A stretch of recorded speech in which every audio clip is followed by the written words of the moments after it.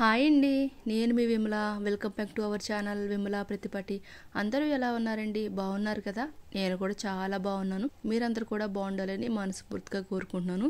వర్షాలు పడుతున్నాయి కదండి, అందుకనే నోటికి కొంచెం స్పైసీగా పుల్లగా ఉండాలని టమాటా రసము చికెన్ ఫ్రై చేశానండి.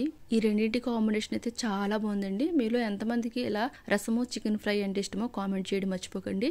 ఇప్పుడు టమాటా రసం చేసుకోవడానికి ఒక మిక్సీ జార్ తీసుకుని అందులోకి ఒక 2 టమాటాలు, 3 పచ్చిమిర్చి, కొంచెం చింతపండు, ఒక 1/2 టేబుల్ స్పూన్ జీలకర్ర, ఒక 1/2 టేబుల్ స్పూన్ ధనియాలు, కొన్ని మెంతులు, ఒక 4-5 మిరియాలు వేసుకున్నానండి. అంటే వర్షాలు పడుతున్నాయి కదా, కొంచెం స్పైసీగా ఉంటే బాగుంటుందని నేను మిరియాలు యాడ్ చేశాను. ఇలా ఇవన్నీ కూడా మిక్సీ పట్టుకోవాలి. మెత్తని పేస్ట్ లాగా అవ్వసరం లేదండి, కొంచెం బరగగున్నా పర్లేదు. ఈ పేస్ట్ లాగా వస్తుంది కదా, దానికోసం కొంచెం వాటర్ పోసి మిక్సీ జార్లోనే మీరు రసం ఎందులో చేసుకోవాలనుకుంటున్నారో ఆ గిన్నెలోకి ఈ మిక్సీ పట్టుకున్న టమాటా పేస్ట్ ని యాడ్ చేసేసి రసానికి సరిపడినంత క్వాంటిటీ వాటర్ కూడా యాడ్ చేసేసి ఇందులోనికి 1/2 టీ స్పూన్ కారం, 1/2 టీ స్పూన్ పసుపు, రుచికి తగినంత ఉప్పుని, కొంచెం కరివేపాకుని, హాఫ్ ఆనియన్ ని ఇలా సన్నగా పొడవుగా చీల్చి యాడ్ చేసుకుని ఇప్పుడు స్టవ్ ఆన్ చేసి ఈ రసాన్ని 20 మినిట్స్ పాటు మరిగించుకోవాలండి. మనం ఎక్కువసేపు ఏం మరిగించవసరం లేదు. ఒక 20 మినిట్స్ పాటు మీడియం మంట మీద మరిగించుకుంటే సరిపోద్దండి. ఇప్పుడు దీన్ని అయితే పక్కన పెట్టుకుని పోపు పెట్టుకుందామండి. ఈ రసానికి ఈ రసం ఫిల్టర్ చేసుకునేటట్టుంటే కనుక కొంచెం పెద్ద గిన్నెలోనికే పోపు పెట్టుకోండి.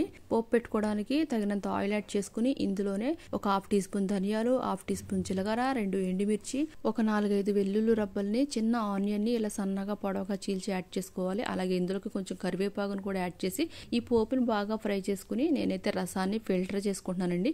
ఇలా మిక్సీ పట్టుకున్న పేస్ట్ తో రసం చేసుకుంటే చాలా మంది ఫిల్టర్ చేసుకోరండి, కానీ అయితే నేను ఫిల్టర్ చేస్తున్నాను. ఎందుకంటే ఇలా ఫిల్టర్ చేయకపోతే మా పిల్లలైతే అస్సలు తినరండి. ఈ తుక్కంతా ఇందులోనే వేసావు అని చెప్పి ఇంకా రసం తింటమే మానేస్తారు.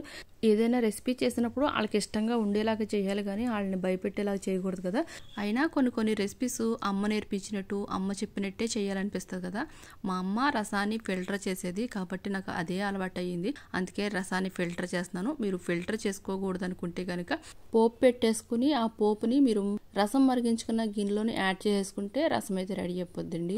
ఇంకా దీన్ని అయితే మరిగించవసరం లేదండి. ఇంకా పక్కన పెట్టేసుకుని ఇప్పుడు చికెన్ ఫ్రై చేసుకుందామండి. చికెన్ ఫ్రై చేసుకోవడానికి ఒక వెడల్పాటి బాండి తీసుకుని అందులోకి చికెన్ ఫ్రైకి తగినంత ఆయిల్ యాడ్ చేసుకుని ఒక పెద్ద ఆనియన్ ని ఇలా సన్నగా పొడవుగా చీల్చి యాడ్ చేసుకుని వాటిని ఫ్రై చేసుకోవాలి. ఇలా ఫ్రై అవుతున్నప్పుడే ఒక 3 పచ్చిమిర్చిని కూడా సన్నగా పొడవుగా కట్ చేసుకుని యాడ్ చేసుకోవాలి. ఇలా ఆనియన్స్, పచ్చిమిర్చి ఫ్రై అవుతున్నప్పుడే ఒక టేబుల్ స్పూన్ అల్లం వెల్లుల్లి పేస్ట్ ని కూడా యాడ్ చేసి అల్లం వెల్లుల్లి పేస్ట్ పచ్చివాసన పోయేంత వరకు ఫ్రై చేసుకోవాలి.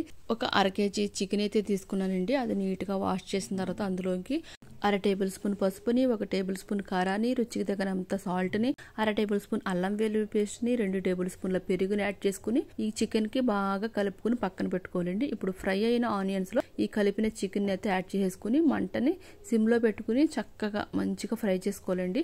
ఒక 20 నిమిషాల పాటు మూత తీసుకుంటూ మధ్యలో కలుపుతూ ఈ చికెన్ అయితే మంచిగా ఫ్రై చేసుకోవాలి. చికెన్ ఇలా ఫ్రై అయిన తర్వాత ఇందులోకి మసాలాలు యాడ్ చేసుకోవాలండి. ఇప్పటి వరకు మనం ఉప్పు, కారం, పసుపు, అల్లం వెల్లుల్లి పేస్ట్ మాత్రమే వేసి వేయించుకున్నాం కదా. ఇప్పుడైతే ఒక 1/2 టేబుల్ స్పూన్ వేయించిన ధనియాలు, జీలకర్ర పొడి, 1/2 టీ స్పూన్ గరం మసాలా, ఒక 1/2 teaspoon chicken masala add చేసుకుని ఈ మసాలాలన్నీ కూడా చికెన్ పట్టి ఈ ఆయిల్ లో మంచిగా ఫ్రై అయితే చికెన్ ఫ్రై చాలా టేస్ట్ కనిపిస్తుందండి. ఒక 5 నిమిషాల పాటు ఫ్రై చేసుకుని ఫైనల్ గా ఇందులోనికి కొంచెం కొత్తిమీర యాడ్ చేసుకుని స్టవ్ ఆఫ్ చేసుకుంటే ఎంతో ఎమ్మీగా టేస్టీగా ఉండే చికెన్ ఫ్రై అయితే రెడీ అయిపోయిందండి. నేను ఎక్కువ రోస్ట్ అయిపోయేలాగైతే ఫ్రై చేయలేదండి, కొంచెం రసంలోనికి కలుపుకుని తినడానికి బాగుంటుందని ఇలా ఫ్రై చేశాను. అప్పుడప్పుడు రోస్ట్ లాగా కూడా చేస్తానండి, ఈసారి అయితే ఇలా చేశాను. ఒకవేళ మీకు రోస్ట్ లాగా కావాలంటే ఇంకో 5-10 నిమిషాల పాటు మంటని సిమ్లోనే ఉంచి ఫ్రై చేసుకుంటే మీకైతే రోస్ట్ లాంటి చికెన్ ఫ్రై అయితే రెడీ అయిపోద్ది. అంతేనండి, ఎంతో టేస్టీగా ఉండే రసము చికెన్ ఫ్రై అయితే రెడీ అయిపోయింది. ఒకవేళ మీలో ఎవరికైనా ఈ వీడియో నచ్చినట్లయితే లైక్ చేయడం, షేర్ చేయడం, సబ్స్క్రైబ్ చేయడం, ఛానల్ని ఫాలో చేయడం అయితే మర్చిపోకండి. Thank you for watching.